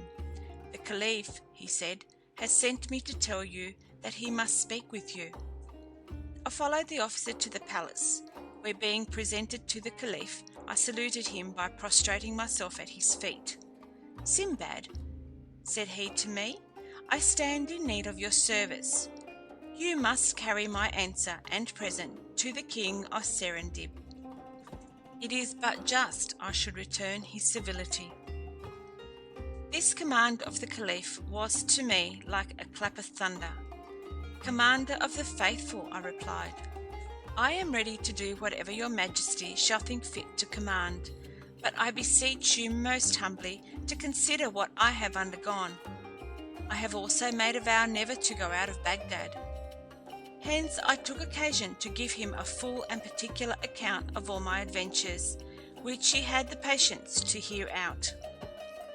As soon as I had finished, I confess, he said, that the things you tell me are very extraordinary, yet you must, for my sake, undertake this voyage which I propose to you. You will only have to go to the Isle of Serendib and deliver the commission which I give you. After that, you are at liberty to return, but you must go, for you know it would not comport with my dignity to be indebted to the king of that island. Perceiving that the Caliph insisted upon my compliance, I submitted and told him that I was willing to obey. He was very well pleased, and ordered me 1,000 sequins for the expenses of my journey. I prepared for my departure in a few days, and as soon as the Caliph's letter and present were delivered to me, I went to Bussorah, where I embarked, and had a very happy voyage. Having arrived at the Isle of Serendib, I acquainted the king's ministers with my commission, and prayed them to get me speedy audience.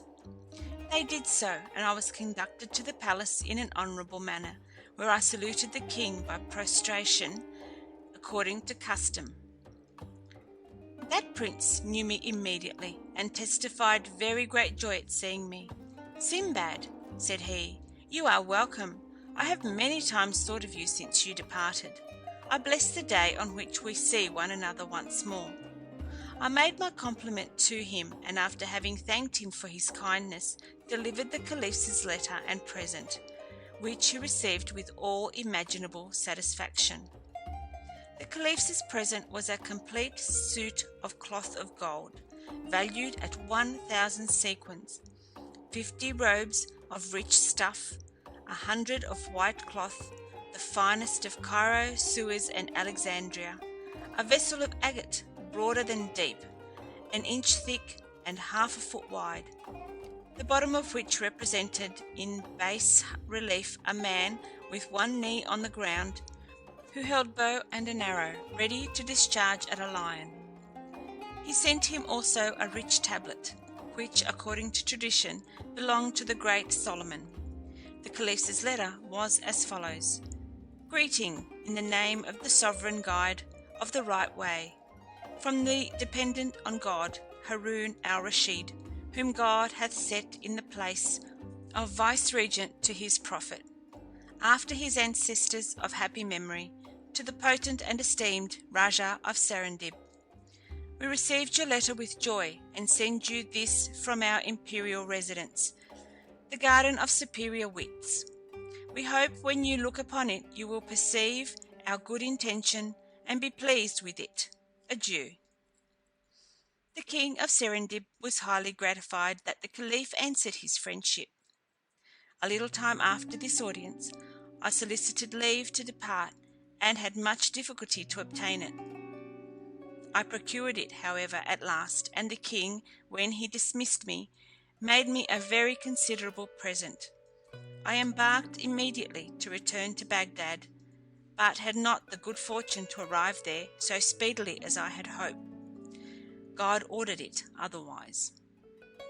3 or 4 days after my departure, we were attacked by corsairs, who easily seized upon our ship, because it was no vessel of force. Some of the crew offered resistance, which cost them their lives, but for myself and the rest, who were not so imprudent, the corsairs saved us on purpose to make slaves of us. We were all stripped, and instead of our own clothes, they gave us sorry rags, and carried us into a remote island, where they sold us. I fell into the hands of a rich merchant, who, as soon as he bought me, carried me to his house, treated me well, and clad me handsomely for a slave. Some days after, not knowing who I was, he asked me if I understood any trade. I answered that I was no mechanic, but a merchant, and that the corsairs who sold me had robbed me of all I possessed.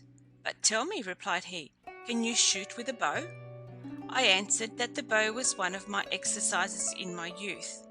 He gave me a bow and arrows, and taking me behind him upon an elephant, carried me to a thick forest some leagues from the town. We penetrated a great way into the wood, and when he thought fit to stop, he bade me alight, then shewing me a great tree, "Climb up that," said he, "and shoot at the elephants as you see them pass by, for there is a prodigious number of them in this forest, and if any of them fall, come and give me notice." Having spoken thus, he left me victuals, and returned to the town, and I continued upon the tree all night. I saw no elephant during that time, but next morning, as soon as the sun was up, I perceived a great number. I shot several arrows among them, and at last one of the elephants fell. When the rest retired immediately, and left me at liberty to go, and acquaint my patron with my booty. When I had informed him, he gave me a good meal, commended my dexterity, and caressed me highly. We went afterwards together to the forest, where we dug a hole for the elephant. My patron designed to return when it was rotten, and take his teeth to trade with. I continued this employment for 2 months, and killed an elephant every day, getting sometimes upon one tree and sometimes upon another. One morning, as I looked for the elephants, I perceived with extreme amazement that, instead of passing by me across the forest as usual, they stopped and came to me with a horrible noise, in such number that the plain was covered and shook under them.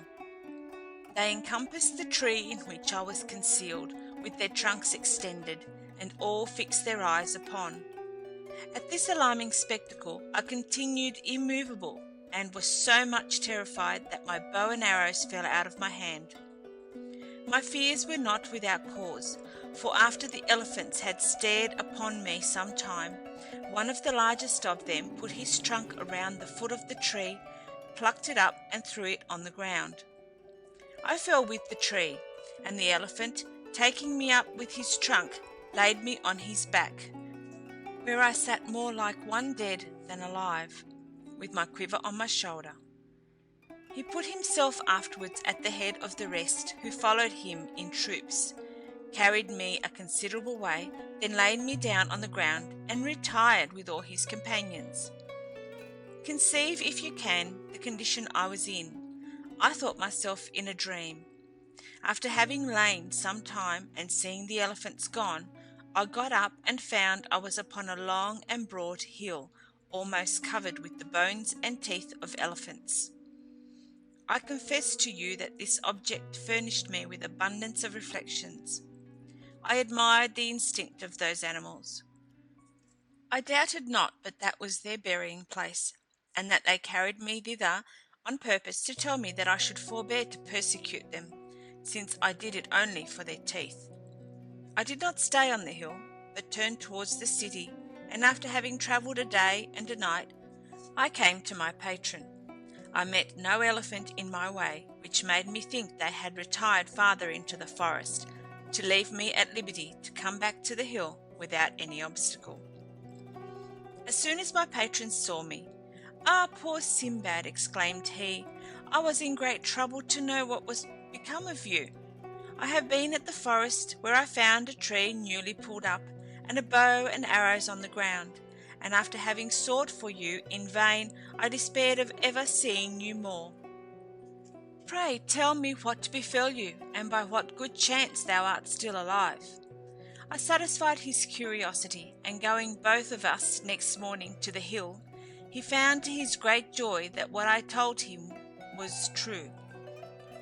We loaded the elephant which had carried us with as many teeth as he could bear, and when we returned, "Brother," said my patron, "for I will treat you no more as my slave, after having made such a discovery as will enrich me, God bless you with all happiness and prosperity. I declare before him that I give you your liberty. I concealed from you what I am now going to tell you. The elephants of our forest have every year killed us a great many slaves, whom we sent to seek ivory. For all the cautions we could give them, those crafty animals destroyed them one time or other. God has delivered you from their fury, and has bestowed that favour upon you only. It is a sign that he loves you, and has some use for your service in the world. You have procured me incredible wealth. Formerly we could not procure ivory but by exposing the lives of our slaves, and now our whole city is enriched by your means. Do not think I pretend to have rewarded you by giving you your liberty. I will also give you considerable riches. I could engage all our city to contribute towards making your fortune, but I will have the glory of doing it myself." To this obliging declaration I replied, "Patron, God preserve you. Your giving me my liberty is enough to discharge what you owe me, and I desire no other reward for the service, I had the good fortune to do to you and your city, but leave to return to my own country." "Very well," said he. "The monsoon will in a little time bring ships for ivory. I will then send you home, and give you wherewith to bear your charges." I thanked him again for my liberty and his good intentions towards me. I stayed with him expecting the monsoon, and during that time we made so many journeys to the hill that we filled all our warehouses with ivory. The other merchants who traded in it did the same, for it could not be long concealed from them. The ships arrived at last, and my patron, himself having made choice of the ship wherein I was to embark, loaded half of it with ivory on my account, laid in provisions in abundance for my passage, and besides obliged me to accept a present of some curiosities of the country of great value. After I had returned him 1,000 thanks for all his favours, I went aboard. We set sail, and as the adventure which procured me this liberty was very extraordinary, I had it continually in my thoughts. We stopped at some islands to take in fresh provisions. Our vessel being come to a port on the main land in the Indies, we touched there, and not being willing to venture by sea to Bussorah, I landed my proportion of the ivory, resolving to proceed on my journey by land. I made vast sums of my ivory, bought several rarities which I intended for presents, and when my equipage was ready, set out in company with a large caravan of merchants. I was a long time on the way, and suffered much, but endured all with patience, when I considered that I had nothing to fear from the seas, from pirates, from serpents, or from other perils to which I had been exposed. All these fatigues ended at last, and I arrived safe at Baghdad. I went immediately to wait upon the Caliph, and gave him an account of my embassy. "That prince," said he, "had been uneasy, as I was so long in returning, but that he always hoped God would preserve me." When I told him the adventure of the elephants, he seemed much surprised, and would never have given any credit to it had he not known my veracity. He deemed this story and the other relations I had given him to be so curious that he ordered one of his secretaries to write them in characters of gold and lay them up in his treasury. I retired well satisfied with the honours I received, and the presents which he gave me, and ever since I have devoted myself wholly to my family, kindred, and friends. Sinbad here finished the relation of his seventh and last voyage, and then, addressing himself to Hindbad, "Well, friend," said he, "did you ever hear of any person that suffered so much as I have done, or of any mortal that has gone through so many vicissitudes? Is it not reasonable that after all this I should enjoy a quiet and pleasant life?" As he said this, Hindbad drew near to him, and kissing his hand, said, "I must acknowledge, sir, that you have gone through many imminent dangers. My troubles are not comparable to yours. If they afflict me for a time, I comfort myself with the thoughts of the profit I get by them. You not only deserve a quiet life, but are worthy of all the riches you enjoy, because you make of them such a good and generous use. May you therefore continue to live in happiness and joy till the day of your death." Sinbad gave him 100 sequins more, received him into the number of his friends, desired him to quit his potter's employment, and come and dine every day with him, that he might have reason to remember Sinbad the Voyager. End of section 26.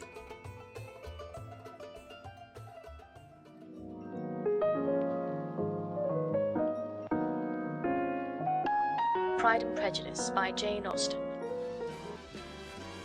The Great Gatsby by F. Scott Fitzgerald. It was the best of times. It was the worst of times. The Art of War by Sun Tzu.